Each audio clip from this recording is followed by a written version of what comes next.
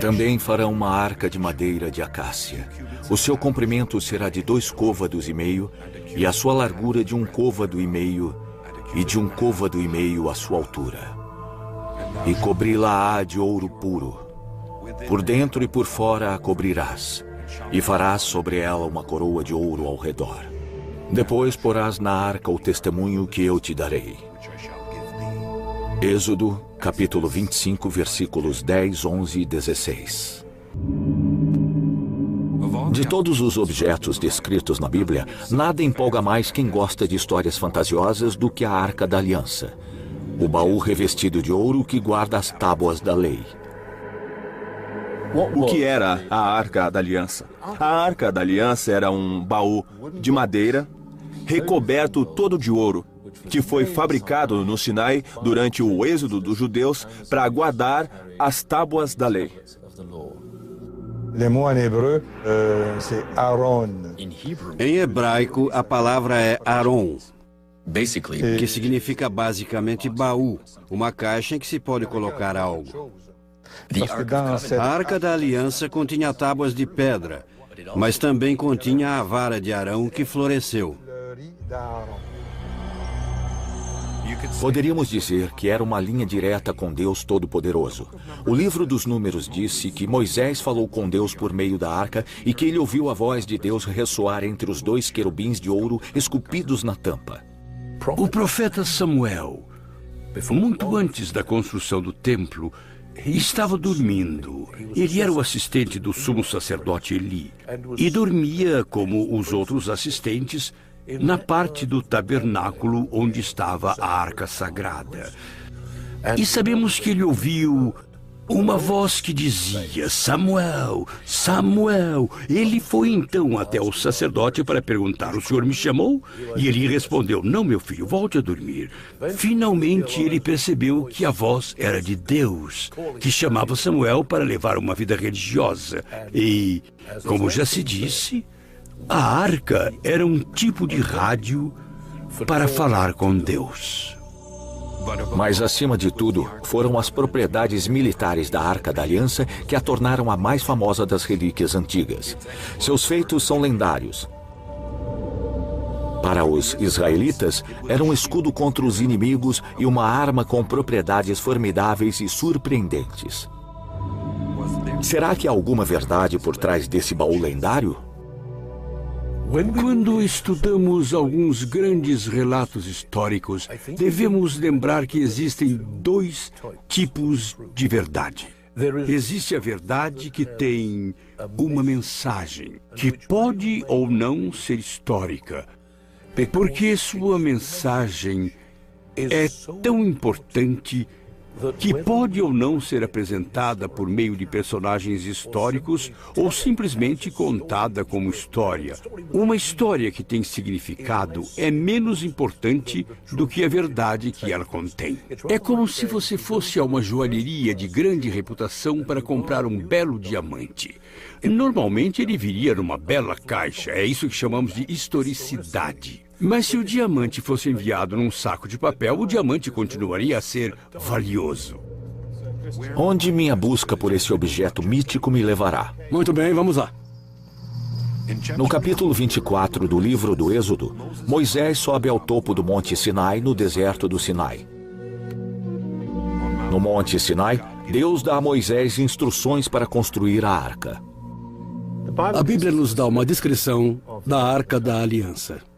Ela descreve o modo de construir e também as medidas com que deve ser construída. 2,5 côvados de comprimento por 1,5 côvado de largura e 1,5 côvado de altura. Foi assim.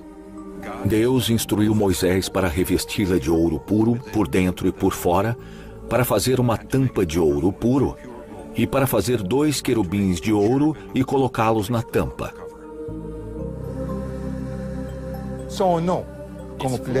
O nome completo é Arca da Aliança do Senhor dos Exércitos, que está sentado acima dos querubins. Esse é o título oficial. Assim, é a Arca da Aliança do Senhor que está sentado acima dos querubins. Querubim é uma palavra da Babilônia que foi transcrita. Originalmente, ela era querub. Um querubim era querube, mas se forem 2 ou 3, a forma plural é querubim. Então sabemos que foi transcrito da forma plural. O que é um querube? Posso lhe dizer sem a mínima hesitação que é um leão alado. Eles deviam ser colocados nas pontas da tampa, olhando um para o outro com as asas levantadas. Eles são os protetores dos tronos divinos e dos tronos humanos. É por isso que os vemos e muitas vezes nos confundimos. Algumas das formas em que foram retratados não são fáceis de entender. Sempre os vemos representados perto de um trono ou cadeira de algum tipo. De cada lado do trono, vemos leões com asas. São as esfinges. E quando levantam as asas, eles derrubam a cadeira. Quando alguém é retratado sentado sobre um deles, isso simboliza que a pessoa senta-se acima dos querubins, protegida, completamente envolta nas asas que se fecham nas costas. O Senhor disse a Moisés para fundir 4 argolas de ouro e colocá-las nos 4 cantos da arca, 2 de cada lado. Ela foi construída com barras laterais, de modo que as tribos pudessem transportá-las ao sair do Egito, esperando que um templo ou lugar adequado fosse construído para abrigar as tábuas no tabernáculo. A arca se tornou um dos principais elementos do Pentateuco, os primeiros 5 livros do Velho Testamento. O Senhor instruiu Moisés a construir um tabernáculo para a arca, uma grande tenda para protegê-la. Ele acrescentou que os homens que carregassem a arca deviam usar vestimentas sagradas. Em busca do tesouro sagrado. Em busca do tesouro sagrado. O livro do Êxodo diz que a glória eterna está dentro da arca, e onde quer que ela vá, será coberta por uma nuvem de glória como uma chama. Essa nuvem de glória guiou os israelitas em sua busca pela terra prometida. A luz que emanava da arca era tão cegante que Deus recomendou a Moisés que a cobrisse com um véu para se proteger. Parece que a própria arca também tinha o poder de destruir. Tenho certeza de que um objeto dotado de grande poder realmente existiu em certo tempo e possivelmente ainda exista. Eu também penso que ele pode não ter nada a ver com o Deus de amor, que é o Pai de Jesus. Poderia ser simplesmente algo que um técnico egípcio muito inteligente criou e que poderia realizar todo tipo de truques estranhos. O segundo livro de Samuel relata um incidente revelador, para dizer o mínimo. Enquanto a arca estava sendo carregada em um carro de boi, um dos israelitas, um homem chamado Osa, estendeu a mão para impedir que a arca tombasse e imediatamente caiu morto. A arca era aparentemente dotada de propriedades mágicas. Se você a tocasse, levaria um choque ou poderia até morrer.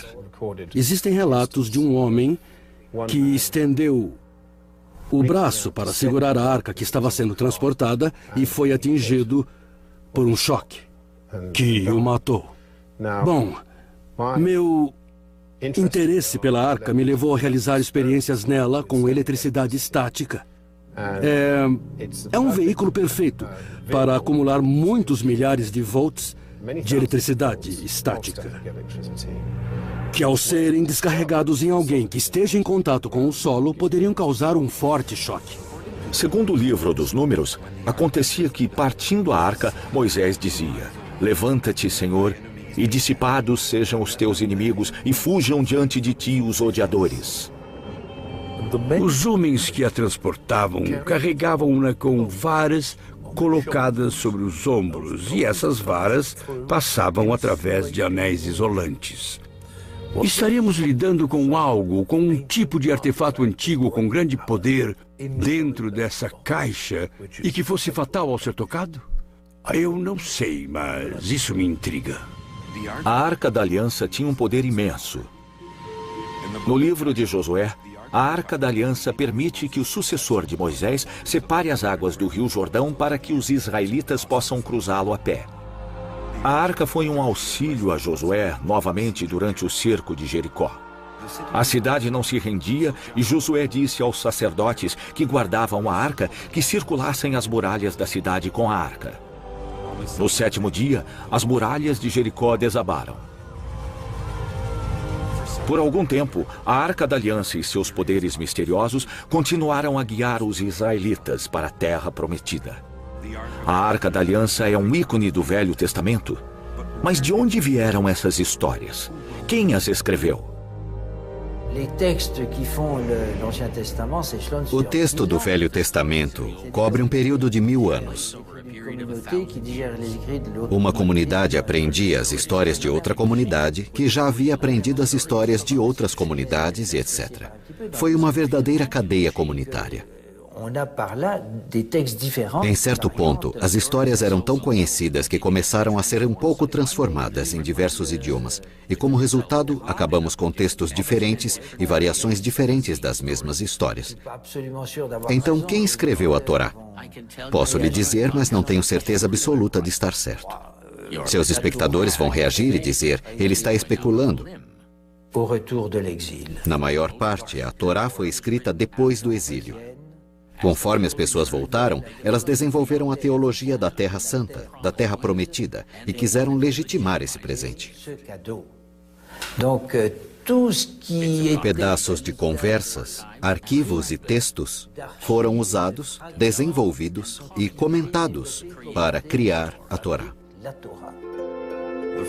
Os primeiros 5 livros do Velho Testamento formam o Pentateuco, um conjunto de documentos escritos também conhecidos como Torá, e que estão no cerne do judaísmo. A Torá é outro texto básico que a própria Bíblia diz não ser muito antigo. Ela foi descoberta no reinado de Josué em 610 a.C., antes da queda de Jerusalém. A Torá foi criada por um grupo de pessoas que precisavam dela. Tradicionalmente, esses livros são atribuídos ao próprio Moisés, o que é impossível. Um desses livros, o Deuteronômio, conta a morte de Moisés e os eventos que aconteceram depois disso. A menos que ele tenha escrito do além, não há forma de Moisés ter escrito o livro do Deuteronômio. O que exatamente sabemos sobre esse homem chamado Moisés? Como um historiador honesto, não posso afirmar que poderia provar que Moisés realmente existiu, nem que houve um êxodo, do mesmo modo que posso provar que soldados corajosos canadenses, australianos e britânicos derrotaram Hitler. Nós sabemos que isso aconteceu porque está documentado. E existem muitas pessoas ainda vivas hoje em dia que viveram esses combates. Não temos esse tipo de provas históricas no que se refere a Moisés. Mas nada nos obriga a lhe recusar uma existência histórica. Eu não chego a acreditar que ele seja um personagem de ficção. Ele não é o tipo de personagem de ficção que inventaríamos. Ele é realista demais, é humano demais. E é inacreditável demais em certo sentido. Ele possui as contradições que esperaríamos de um ser humano. As histórias encontradas no livro do Gênesis e no livro do Êxodo podem ter sido transmitidas oralmente de geração a geração por muitos séculos antes de serem escritas. A Bíblia é de longe o livro com maior influência na história do mundo ocidental. O primeiro livro impresso por Gutenberg por volta de 1450 foi a Bíblia. Entre 1815 e 1992, 6 bilhões de cópias da Bíblia foram impressas em mais de 2.000 idiomas. Não é surpresa que as histórias da Bíblia despertem o interesse de historiadores que se voltam para a arqueologia para confirmar ou desmentir os acontecimentos. Infelizmente, isso traz mais perguntas que respostas. Nós não temos nenhuma prova do Êxodo, não temos nenhuma prova da existência da Arca da Aliança, além do testemunho de Flávio Josefo e do Velho Testamento. Porém, existem bons motivos para isso. E não estou dizendo que você deva acreditar absolutamente na Arca da Aliança, mas se você pensar a respeito, quantas bibliotecas foram destruídas no passado? Houve a destruição da Biblioteca de Alexandria, houve a destruição da Biblioteca Principal Hebraica, quando o Templo de Jerusalém foi destruído, e nós sabemos por relatos da época que foi queimado em 870. Agora, se pudéssemos viajar no tempo e voltar a essas bibliotecas, talvez encontrássemos provas escritas. Em busca do tesouro sagrado. O livro do Êxodo conta a história de Moisés, desde seu nascimento no Egito até os 40 anos que ele passou vagando no deserto. Esse capítulo do Velho Testamento é, sem dúvida, o mais questionado pelos historiadores. Será que Moisés realmente libertou os hebreus da escravidão no Egito?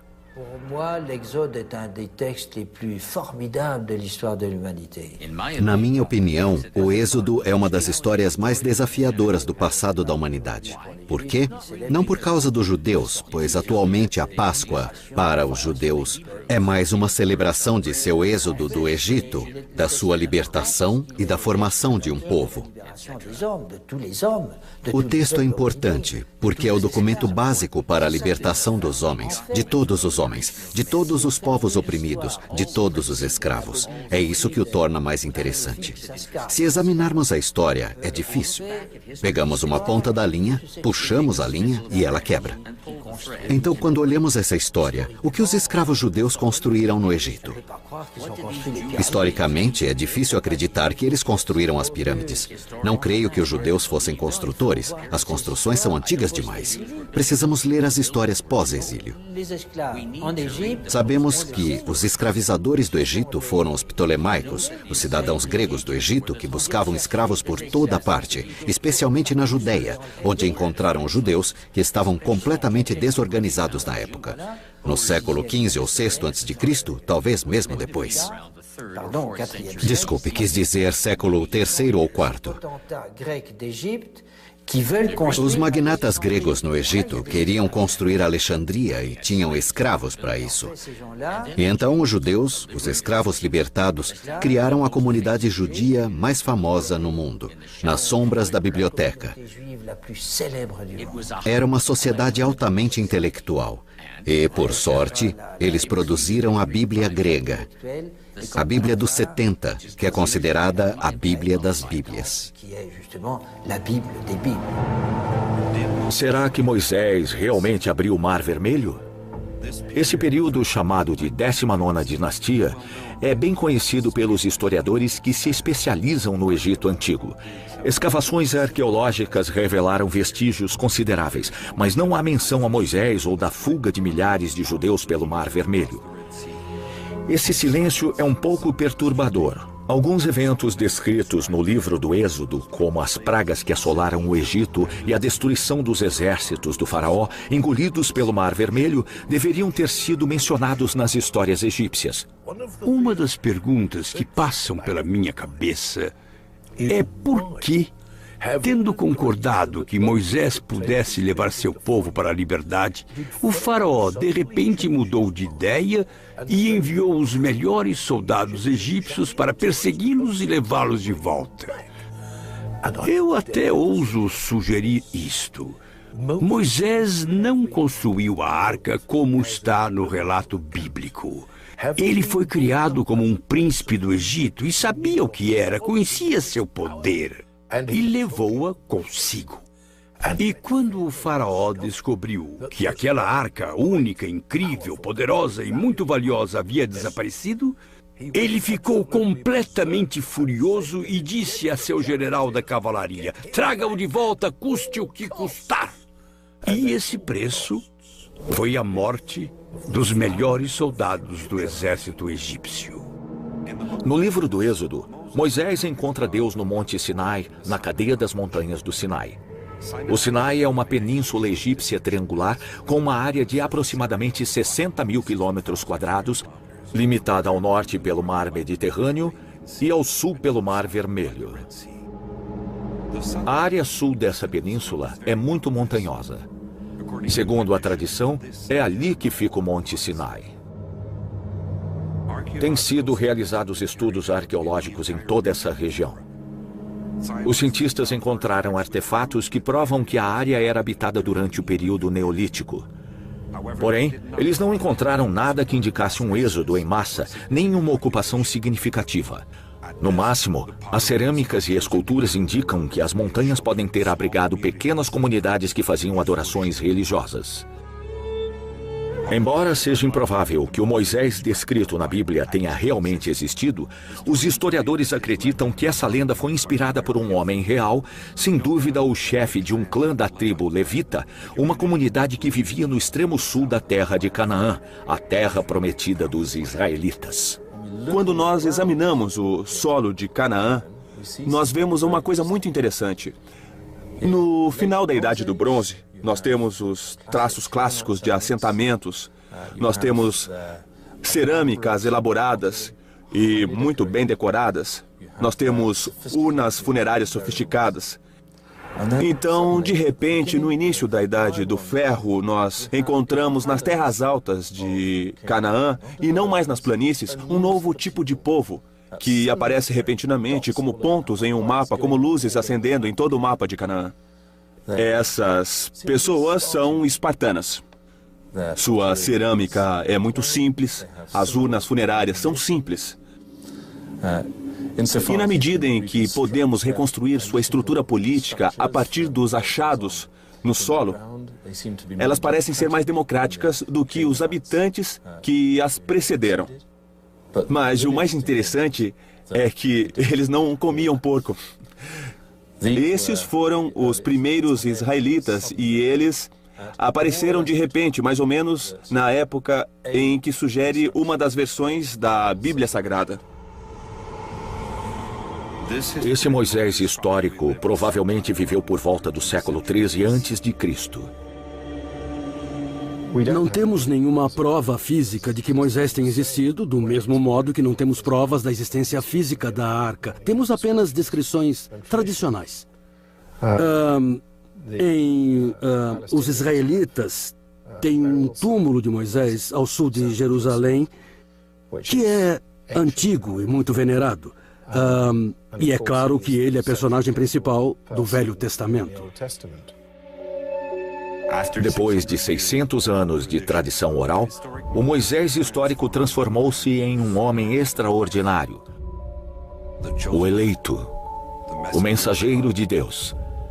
No livro do Êxodo, a descrição da arca parece-se estranhamente com o baú encontrado em alguns túmulos egípcios, inclusive no túmulo do jovem faraó Tutancâmon, descoberto em 1922 no Vale dos Reis. Essa semelhança comprova uma influência egípcia inegável sobre o autor ou autores do livro do Êxodo. Se esse objeto realmente existiu, como poderia ter desaparecido? Em busca do tesouro sagrado. Jerusalém, Israel. Voltei a Jerusalém, a terra prometida, para onde a arca foi trazida pelo povo eleito. Em Jerusalém, o rei Salomão, filho e sucessor do rei Davi, colocou a arca em um santuário construído no templo especialmente para ela, o Santo dos Santos. A referência que existe, ou, se preferir, a última apresentação relativa à arca, ocorreu por volta de 620 a.C., quando o rei Josué pediu aos levitas, que eram responsáveis pela segurança da arca, que a tirassem de seu esconderijo. Isso, na minha opinião, é muito significativo. Porque se você tivesse uma arca contendo todas as relíquias do Êxodo e as tábuas da lei, você teria também um esconderijo situado em algum ponto sobre o assoalho do templo. Em 620, o rei Josué pediu aos levitas que a tirassem do esconderijo e a exibissem para mostrar ao povo a existência da lei e a existência da tradição. Então, 50 ou 60 anos depois, houve invasão babilônica e não há nenhuma menção à arca. E os babilônios eram excelentes cronistas, mas não há menção na lista de tesouros que eles levaram para a Babilônia sobre a Arca da Aliança. Assim, provavelmente, ela estava tão escondida que eles não a encontraram. É aqui que começa a caça ao tesouro. No que diz respeito aos arqueólogos, é muito simples. Nem mesmo uma pedra do Templo de Salomão foi encontrada. Ele está enterrado embaixo do piso. Se fôssemos remover parte do piso, isso provocaria mais agitação do que se pode imaginar. Então o Templo de Salomão não pode ser escavado. O Templo de Herodes poderia ser um bom candidato, mas se estiver localizado no mesmo ponto, não encontramos nenhum traço dele, e não há pesquisas arqueológicas. Por enquanto, esse é um elemento estritamente histórico. Existem textos e descrições escritas, desenhos, há pessoas que tentaram reconstruir o templo, mas não sabemos muito sobre o templo original. É difícil duvidar da existência do templo, pois tanto se falou dele. E mesmo para os cristãos, Jesus disse: "O templo será destruído e eu sou o templo." Se acreditarmos que Jesus estava falando a verdade, então ele deve ter visto o templo. Se você andar ao redor de Jerusalém, deve admirar a forte muralha ao redor da cidade. É uma estrutura poderosa. Ela não foi construída por causa de uma sauna ou de um estádio. Foi um grande templo. Bom, devo dizer, uma enorme muralha ao redor do templo de Herodes, que agora se acredita ter sido inspirado pelos romanos.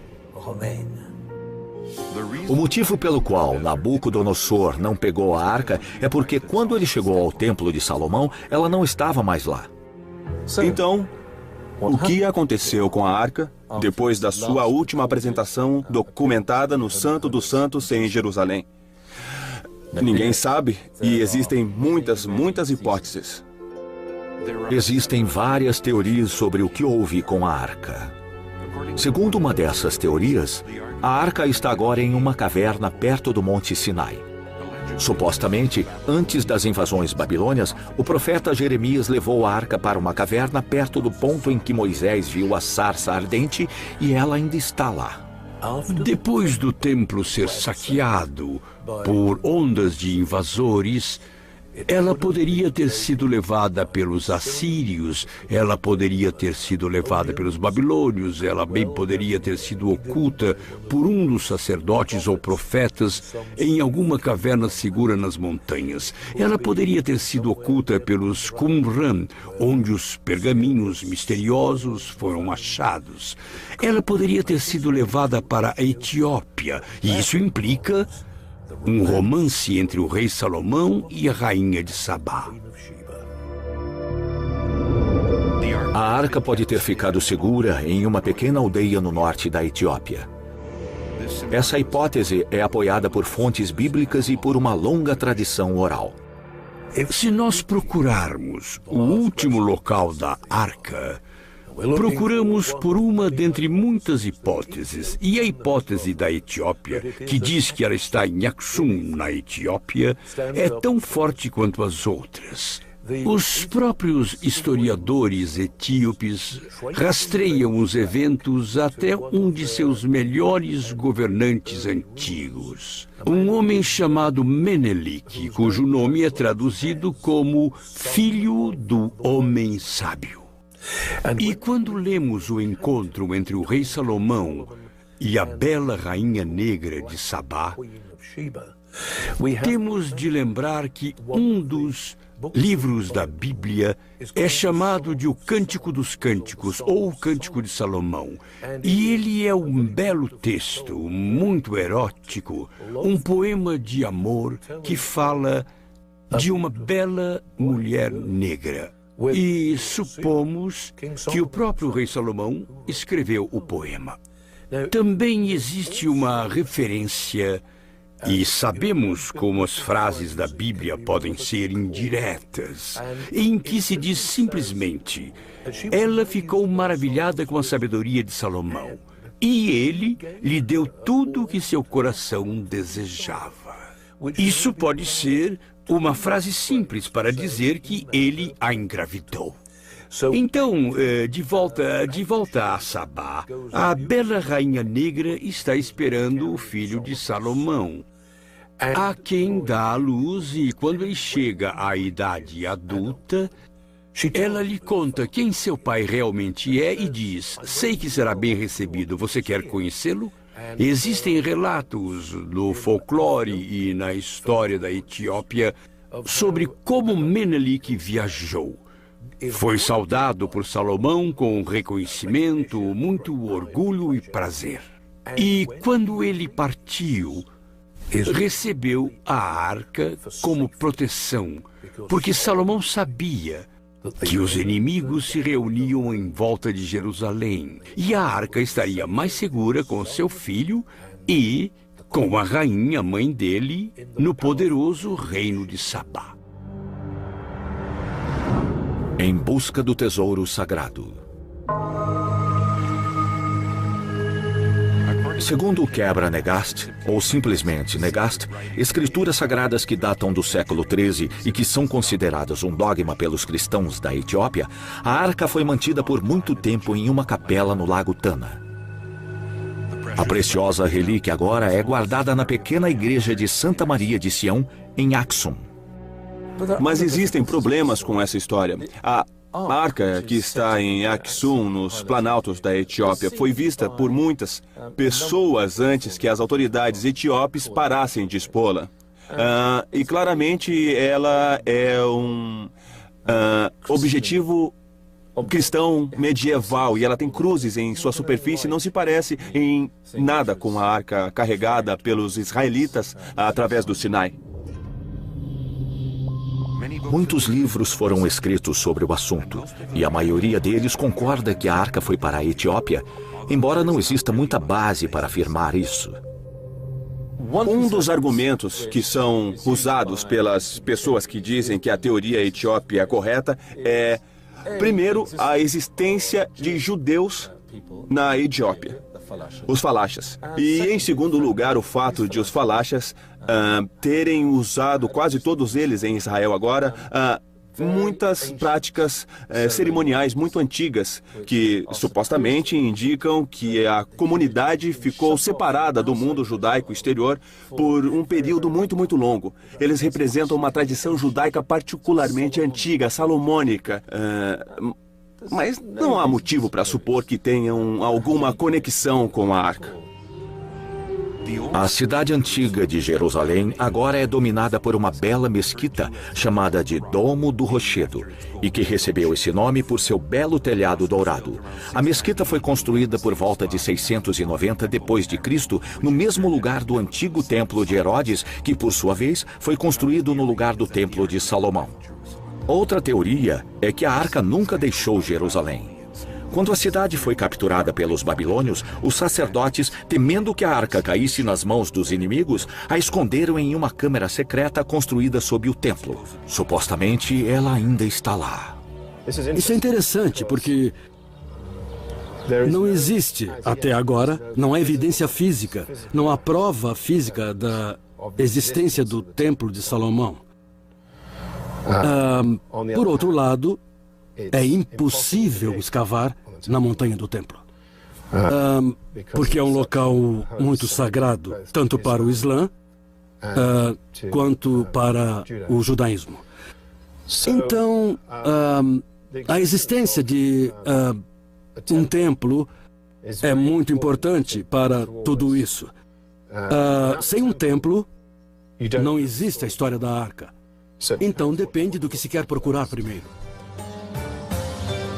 Graças ao trabalho de construção feito no século XIX, sabemos que embaixo da mesquita existem numerosos túneis e câmaras subterrâneas que até hoje não foram explorados.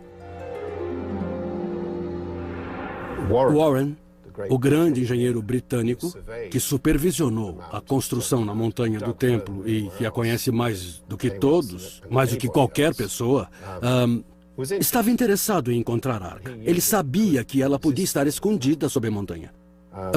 Mas a área é tão vasta e tão difícil que, mesmo tendo permissão para procurar, ele não encontrou, embora achasse muitas câmaras e muitos túneis. Então, minha teoria, minha intuição, é que a arca está lá, onde se supunha que ela estivesse.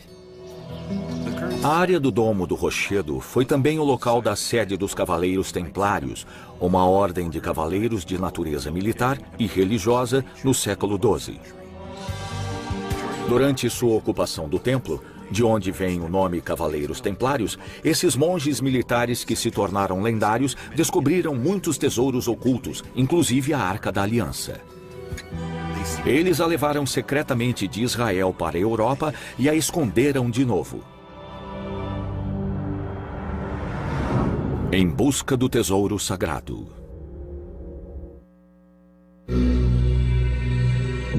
Em busca do tesouro sagrado. Eu creio que se encontrassem a arca, que motivos teriam para mudá-la de lugar? Os templários queriam ficar lá em Jerusalém. Eles se chamavam os Cavaleiros do Templo de Salomão e seria pouco provável que transportasse uma relíquia como essa de volta à França ou outro lugar onde ela poderia correr riscos. Muitos autores de ficção arqueológica propuseram locais diferentes. Hugues de Payne e os outros 8 templários começaram a escavar. Será que procuravam a arca para levá-la para um local mais seguro em Chartres? Em um dos pilares da catedral na França, um local de encontro dos templários, pode-se ver uma escultura que representa a Arca da Aliança sendo transportada. A alguns metros dali, vemos uma escultura da Rainha de Sabá na decoração de uma arcada. A presença desses 2 elementos bíblicos levou algumas pessoas a pensar que a Arca da Aliança está oculta embaixo dos alicerces da catedral que datam do século XI. Talvez estejam certas. Os templários fariam muito bem em levar a arca para a França. Se estudarmos a Catedral de Chartres, as inúmeras esculturas com mensagens em código e repletas de simbolismo são fortemente influenciadas pelo pensamento templário e pelo que chamamos de segredos dos templários. E se eles decidiram que iriam colocar essa relíquia absolutamente valiosa em um lugar em que ficaria o mais segura possível, que lugar melhor do que sob uma catedral magnífica, onde residiam inúmeros homens santos que aguardariam dia e noite. Ela não poderia estar mais segura do que isso em termos de guardas espirituais. A menos que os templários a levassem para outro lugar. Os templários tinham poder e, mais uma vez, ligamos o código do rei Arthur e o código dos templários. Os cavaleiros do rei Arthur faziam todo tipo de buscas que foram descritas como o Graal. Não há motivo para não aceitar que eles também tenham procurado a arca. Em seu livro Os Templários e a Arca da Aliança, o autor britânico Graham Phillips afirma que os templários levaram a arca para a Inglaterra e a enterraram secretamente em um campo entre Banbury e Coventry, nas planícies inglesas. Também existe uma possibilidade de a arca ter sido enterrada sob a Capela Roslin, perto de Edimburgo.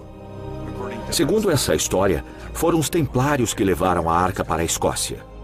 Ou os maçons podem tê-la trancado em uma galeria secreta. Como a Capela Roslin está muito associada ao esoterismo, na verdade é lá que se passa a história de O Código da Vinci. A arca estaria em casa. Por que não? E a lista continua. Eu acho que se a arca realmente sobreviveu à conquista babilônica, então é provável que ela ainda exista em algum ponto de Jerusalém. Durante a Guerra dos 6 Dias, em 1967, os israelenses invadiram Jerusalém Leste de novo na Muralha Oeste e algumas investigações não autorizadas foram realizadas sobre a montanha do templo. Os rabinos que supervisionavam essas escavações diziam que, usando os textos rabínicos, eles sabiam exatamente onde a arca seria encontrada. E disseram que chegaram a poucos metros do lugar em que a arca estava antes de serem parados. Em busca do tesouro sagrado. Em busca do tesouro sagrado. As aventuras de Indiana Jones transformaram a Arca da Aliança no tesouro sagrado mais famoso. O Santo Graal e a Arca de Noé, relíquias que empolgaram gerações de aventureiros, empalideceram em comparação com a Arca da Aliança. Desde o lançamento de o filme Os Caçadores da Arca Perdida, não se passa um ano sem que uma nova teoria sobre a Arca da Aliança seja publicada. Os Caçadores da Arca Perdida. Porém, se olharmos o outro lado da história e aceitarmos o valor do relato bíblico, concluiremos então que Moisés viveu uma experiência religiosa. Uma experiência profunda e dramática sobre o Monte Sinai. Em resultado, ele impôs certas leis a seu povo. E essas leis, inscritas em tábuas de pedra, foram guardadas com toda segurança no interior dessa arca misteriosa. Então, sem nos voltarmos para essas histórias fictícias e totalmente românticas como Os Caçadores da Arca Perdida e outros filmes, o que observamos é que parece mesmo que o próprio objeto tinha um poder muito grande. E será então que existia algum tipo de artefato antigo de grande poder dentro dessa arca? Os historiadores, pelo menos a maioria, duvida que a arca exista realmente. Para eles, não devemos interpretar literalmente a descrição da arca, nem procurar um objeto físico. Devemos vê-la como um símbolo que representa a presença de Deus entre os judeus. Bom, o mais interessante é pensar, se você tivesse de fazer alguma coisa, por que inventar uma arca? Bom, você inventaria uma arca porque talvez exista algo de verdade nisso. Mas não fizeram uma caixa para preservar a lei, que bem podia estar em tábuas de pedra, mas eles a fizeram. Na época do exílio, ou quando construíram o primeiro templo, e fizeram um container para preservar as escrituras sagradas, suas leis, as leis judaicas ou hebraicas, e, desse modo, eles talvez tenham inventado a arca. Nós não sabemos. Imagine por um momento que tal objeto realmente existia. O que nós faríamos com ele? Se o passado for um indicador do futuro, tomara que nunca seja encontrado.